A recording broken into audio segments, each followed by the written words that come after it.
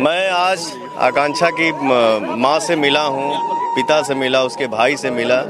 और बातचीत हुआ, क्या बातचीत क्या होगा बाबू, ये समय है बात करने वाला। मैं तो बस यही बोला हूँ कि मैं इस परिवार के साथ हूँ, ये नहीं कि आज हम पुछारो करे आइल बने। पवन जी, बीजेपी की सरकार है और आप बीजेपी के एक अच्छे नेता भी हैं, अभिनेता के साथ साथ आप अपने पार्टी से किस तरह मदद कराएंगे आकांक्षा दुबे के? भैया हो देखा, बाबा के राज में अन्याय हो सकेला?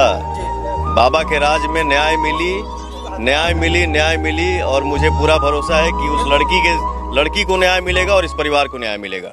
देखिए तो बीते रात पवन सिंह आकांक्षा दुबे के मां के पास गए थे उनसे मिलने और आकांक्षा दुबे के परिवार से बहुत सारा बात विचार किया।